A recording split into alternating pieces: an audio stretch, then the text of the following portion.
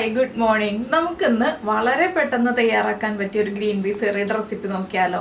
ഏറ്റവും പെട്ടെന്ന് തയ്യാറാക്കാൻ പറ്റുന്ന ഒരു ഗ്രീൻ പീസ് കറിയാണ്. ഒരുപാട് ഇൻഗ്രീഡിയൻസ് വേണ്ട കേട്ടോ. കുറച്ച് ഇൻഗ്രീഡിയൻസ് ഉപയോഗിച്ച് എല്ലാവർക്കും ഈസി ആയിട്ട് ഉണ്ടാക്കാം. പിന്നെ നമ്മൾ തേങ്ങാപ്പാലൊന്നും ചേർക്കണ്ട, നമ്മുടെ പശുവിൻ പാൽ ഉപയോഗിച്ചിട്ട് തയ്യാറാക്കാം. പശുവിൻ പാൽ ഇല്ലാന്നുണ്ടെങ്കിൽ തേങ്ങ അരച്ചിട്ട് തയ്യാറാക്കാം. ഞാനിപ്പോൾ തേങ്ങ അരച്ചിട്ടാണ് തയ്യാറാക്കുന്നത്. തേങ്ങാപ്പാൽ ഒഴിച്ചോ തേങ്ങാപ്പാൽ ഇല്ലാതെയോ അല്ലെങ്കിൽ പശുവിൻ പാൽ ഒഴിച്ചോ എങ്ങനെയാണെങ്കിലും തയ്യാറാക്കാം. ഈ 3 രീതിയിലും നമുക്ക് തയ്യാറാക്കാൻ പറ്റുന്ന റെസിപ്പിയാണ്. നമുക്ക് നമ്മുടെ ഗ്രീൻ പീസ് കറി തയ്യാറാക്കാൻ തുടങ്ങാം. നമുക്ക് നമ്മുടെ ഇൻഗ്രീഡിയൻസ് നോക്കാം. ഞാനിപ്പോൾ 1/2 കപ്പ് ഗ്രീൻ പീസ് 8 മണിക്കൂർ സോക്ക് ചെയ്തെടുത്തിട്ടുണ്ട്. അതിലേക്ക് ഒരു വലിയ സവോള എടുത്തിട്ടുണ്ട്, ഒരു ചെറിയ തക്കാളി എടുത്തിട്ടുണ്ട്, ഒരു കുഞ്ഞു പീസ് ഇഞ്ചി എടുത്തിട്ടുണ്ട്, അതുപോലെ എരിവിനനുസരിച്ച് പച്ചമുളക് എടുക്കുക. ഞാനിപ്പോൾ 3 പച്ചമുളക് എടുത്തിട്ടുണ്ട്, 1/4 കപ്പ് തേങ്ങ ചിരവിയത് എടുത്തിട്ടുണ്ട്. ആദ്യം നമുക്ക് ഈ സവോളയും തക്കാളിയും പച്ചമുളകും ഒക്കെ ഒന്ന് കട്ട് ചെയ്തെടുക്കാം. അതിനുശേഷം നമുക്ക് നമ്മുടെ കറി ഉണ്ടാക്കാൻ തുടങ്ങാം. ഏറ്റവും ആദ്യം വേണ്ടത് സവോളയും പച്ചമുളകും ഒക്കെ ഒന്ന് കട്ട് ചെയ്തെടുക്കുക എന്നുള്ളതാണ്. തക്കാളി നമുക്ക് പിന്നീട് മതി.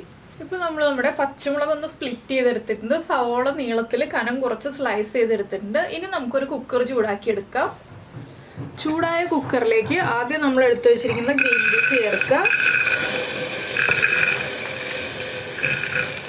ഗ്രീൻ പീസിൻ്റെ കൂടെ തന്നെ നമ്മൾ കട്ട് ചെയ്ത് വെച്ചിരിക്കുന്ന പച്ചമുളകും സവോളയും, ഒരു തണ്ട് കറിവേപ്പില, ഗ്രീൻ പീസിന് ആവശ്യമായ ഉപ്പ്,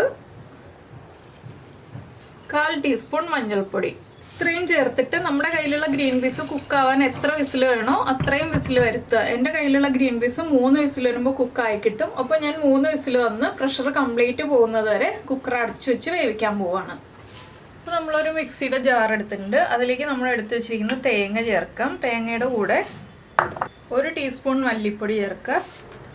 ഇതിലേക്ക് നിങ്ങൾ ജിഞ്ചർ ഗാർലിക് പേസ്റ്റ് ആണ് ചേർക്കുന്നതെങ്കിൽ അതിപ്പോൾ ചേർക്കണ്ട. ഞാനിപ്പോൾ ഇഞ്ചി ചേർക്കുന്നുണ്ട്. ആ ഇഞ്ചി ചെറുതായൊന്ന് കട്ട് ചെയ്ത് ചേർത്തിട്ടുണ്ട്. 1/2 ടീസ്പൂൺ പെരിഞ്ജീരകം, നമ്മുടെ ഫെന്നൽ സീഡ്സ്, ഇത്രയും ചേർത്ത് കുറച്ച് വെള്ളം ചേർത്ത് നന്നായിട്ടൊന്ന് അരച്ചെടുക്കുക. വെളുത്തുള്ളി ചേർക്കുന്നുണ്ടെങ്കിൽ വെളുത്തുള്ളി ചേർത്ത് അരയ്ക്കാം. ഞാൻ ഗാർലിക് പേസ്റ്റ് ആണ് ചേർക്കുന്നത്, അതുകൊണ്ടാണ് ഇപ്പോൾ വെളുത്തുള്ളി ഇതിലേക്ക് ചേർക്കാത്തത് കേട്ടോ. ചേർക്കുന്നുണ്ടെങ്കിൽ ഒരു 5 അല്ലി വെളുത്തുള്ളിയും കൂടി ചേർത്ത് അരച്ചെടുക്കാം. ഇപ്പോൾ നമ്മുടെ അരപ്പ് നമ്മൾ ഇതുപോലെ അരച്ചെടുത്തിട്ടുണ്ട്. ഇനി നമുക്ക് അരപ്പ് മാറ്റി വയ്ക്കാം. കുക്കറിൻ്റെ പ്രഷർ പോയി കഴിയുമ്പോൾ നമുക്ക് വേറെ പാനിൽ ബാക്കിയുള്ള കാര്യങ്ങൾ ചെയ്യാം. അപ്പോൾ ഈ സമയത്ത് തക്കാളി ഒന്ന് ചെറുതായിട്ട് കട്ട് ചെയ്ത് വയ്ക്കുക. വെളിച്ചെണ്ണ നന്നായിട്ട് ചൂടായി വരുമ്പോൾ നമുക്കൊരു 1/2 ടീസ്പൂൺ കടുക് ചേർക്കാം. കടുക് ഒന്ന് പൊട്ടി വരട്ടെ. കടുക് പൊട്ടി തുടങ്ങുമ്പോൾ നമ്മൾ കട്ട് ചെയ്ത് വെച്ചിരിക്കുന്ന തക്കാളി ചേർക്കുക.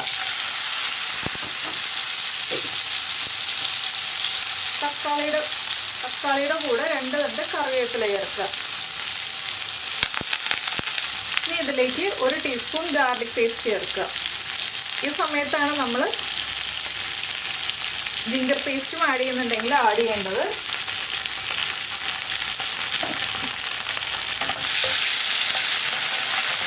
ഇതൊന്ന് നന്നായിട്ട് വഴറ്റിയെടുക്കുക.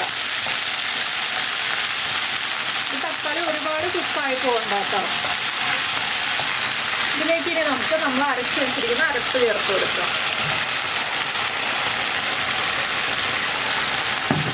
അരപ്പ് ചേർത്തിട്ട് നന്നായിട്ടൊന്ന് ഇളക്കി അരപ്പിൻ്റെ ആ ഒരു റോ ടേസ്റ്റ് ഒന്ന് മാറ്റിയെടുക്കുക.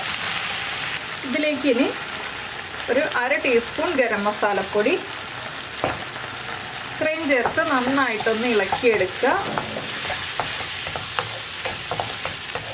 ആ ഗരം മസാലപ്പൊടിയുടെയും അരപ്പിൻ്റെയും റോ ടേസ്റ്റ് മാറി വരുമ്പോൾ ഇതിലേക്ക് നമ്മൾ വേവിച്ച് വെച്ചിരിക്കുന്ന ഗ്രീൻ പീസ് ചേർത്ത് കൊടുക്കുക.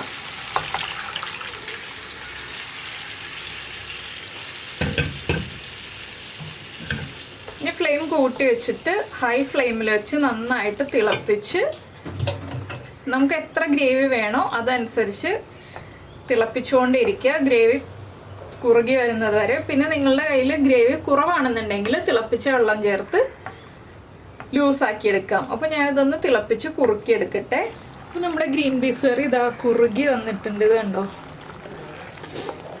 നന്നായിട്ട് കുറുകി വന്നിട്ടുണ്ട്. ഞാൻ ഇത്രയും വെച്ചിട്ട് ഫ്ലെയിം ഓഫ് ചെയ്യാൻ പോവാണ്. ഇതിലേക്ക് 1 പിഞ്ച് പഞ്ചസാര ചേർക്കാം കേട്ടോ. നമുക്ക് വേണമെങ്കിൽ ആ എരിവൊക്കെ ഒന്ന് ബാലൻസ് ചെയ്യാനായിട്ട്. തക്കാളി ഒന്നും ഉടഞ്ഞു പോയിട്ടില്ല, തക്കാളി ഒന്നും ഉടഞ്ഞു പോയില്ല കേട്ടോ. ആ രീതിയിലാണ് നമ്മൾ കറി ഉണ്ടാക്കിയിരിക്കുന്നത്.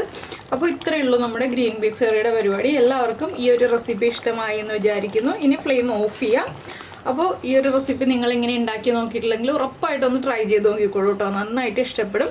ഇടിയപ്പത്തിനും അപ്പത്തിനും ഒക്കെ നല്ലൊരു കോമ്പിനേഷനാണ്. അപ്പോൾ എല്ലാവരും ട്രൈ ചെയ്ത് നോക്കിയിട്ട് നിങ്ങളുടെ ഫീഡ്ബാക്ക് ഒന്ന് അറിയിക്കുക. അതുപോലെ തന്നെ ഇഷ്ടമായി കഴിഞ്ഞാൽ ഒന്ന് ലൈക്ക് ചെയ്യാൻ കൂടി ചെയ്യണേ.